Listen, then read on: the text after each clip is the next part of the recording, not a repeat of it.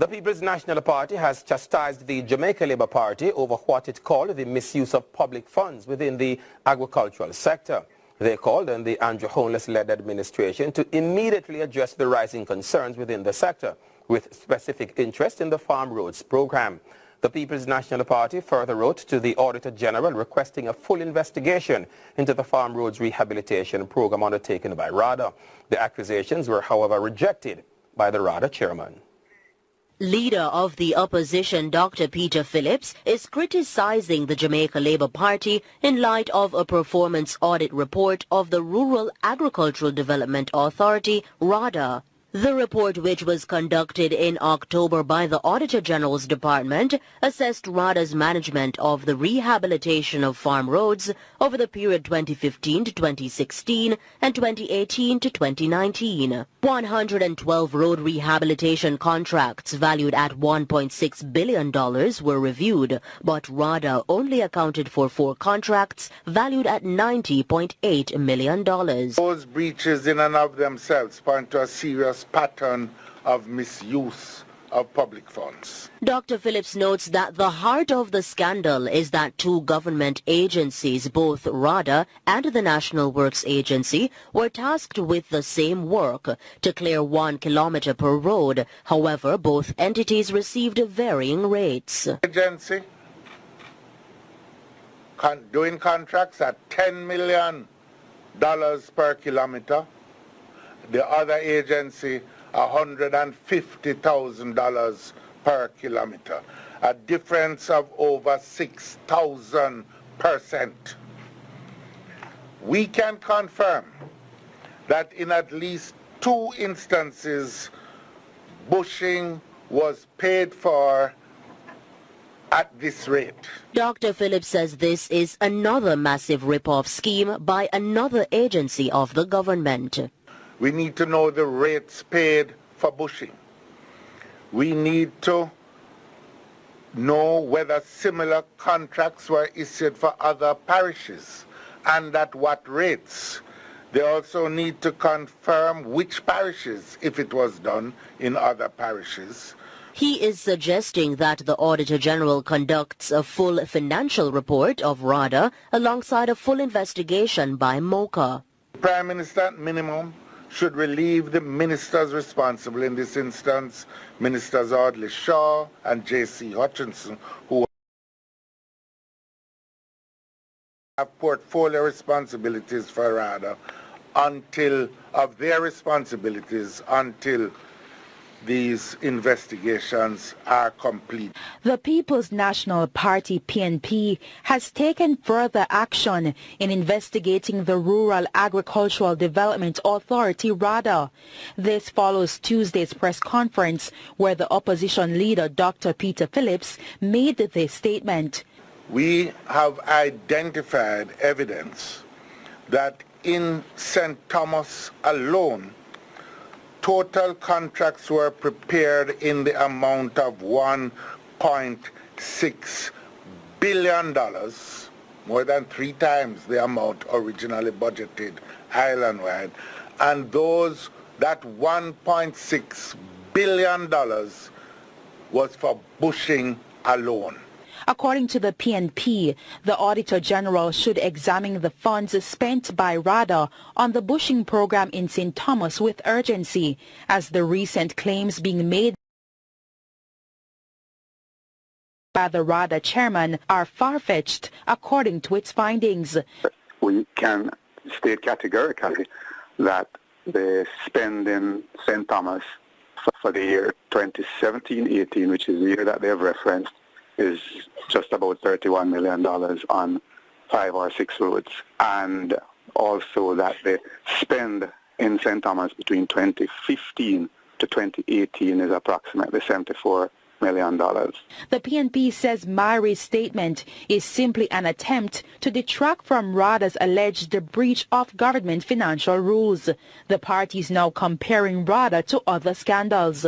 RADA has since issued a letter to its employees advising them that no member of staff other than its chairman should speak publicly on the matter.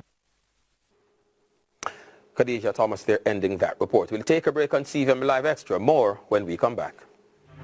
Welcome back to CVM Live Extra. For International Men's Day, our CVM panel discussion examined the challenges facing men within society, but also the looming fear that today's version of men have not lived up to their full potential. There's absolutely male privilege, even in Jamaica. But I think the critical thing now at the moment is that Jamaica men are in crisis. Men are in crisis. Also, let me tell you this. So that Jamaica under God may increase in beauty, fellowship and all of that, our men are killing us. okay. And I don't want to be, just negative. But if you look at the statistics, let me very quickly, if you look at the census, 50.7% women, 49.3% male, almost even. I tell that to my daughter who says she can't find a husband in Jamaica.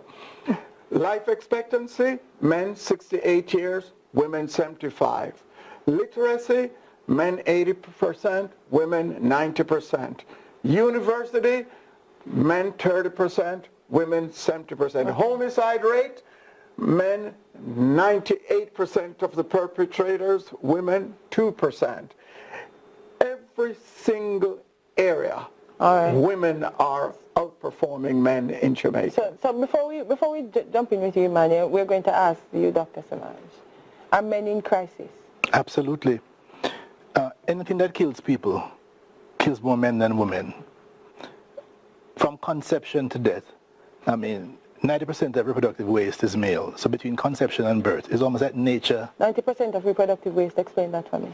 Between conception and birth, what happens there in terms of miscarriage and so on, it's male. The majority of that is male. Now, 94% of the people who die at work, on the job, are men. And we have even further structural things built into our society, where the education comes out at the other end. Over the past at least 30, 40 years, between age 10 and 12, that's when we make decisions for getting into high school. At that stage, the female is 2 to 3 years ahead of the male. So it stands to reason in terms of moving on to secondary education. So there's no reason why we have 7 all-boys schools and 14 all-girls schools. And the co-ed schools are predominantly female. Now, the purpose of socialization is to make people productive. How do we interpret that? 7 all-boys schools for 40. What's the significance of you that need more number? space for female in tertiary, in secondary education, because fewer men are going to make it into secondary education. Okay. So over time, but there's one more thing. The purpose of socialization is to make people productive. If men do not become productive, as Henley pointed out, they become destructive. And we have been failing at helping males. The family is failing, the school system is failing, the society, and as a result, when you find out so many men are in gangs, can you imagine if those men were in companies, they were creating wealth for them? Let me ask Emmanuel, how do you see this issue of men being in crisis, Emmanuel? I think it's a bit more nuanced than my fellow men here make it out to be. No, because we're all human beings. I love that. Just sexually, I don't have a penis. So the difference for me, a couple things. While I agree about the crisis in particular areas, it's not everywhere, because you find, and that's where male privilege comes out. You still have, despite the fact that there are more women graduating from tertiary institutions in Jamaica, you have more men employed than women in Jamaica. Close to 100,000 more men employed in Jamaica than women. That's just a factual number by Satin. And most people don't believe. I'm like, Emmanuel, what are you talking about? I said to look at the numbers. And other factor is that in leadership positions, CEOs and on boards, making decisions around things like paternity or maternity leave or healthcare training, it's majority men. And so you do find in leadership positions in the private sector and in politics, in leadership positions, majority men. What the other nuance is that you have more female poverty in Jamaica. So you have 51% female-headed households. And the data shows that these households are poorer. Now, I'm not advocating that our men don't need help, but I think we have to have a nuanced perspective about our policy solutions, looking at the experiences of men and the experiences of women, and where the drivers of the inequity and inequality come from to really have relevant solutions. And I'll say one more thing, just as this. We have equal participation between boys and girls in primary and elementary school. I mean, 99%. And even up to high school. High school. Here's the issue now. We don't recognize that our girls and boys develop differently at different paces. It is known biologically that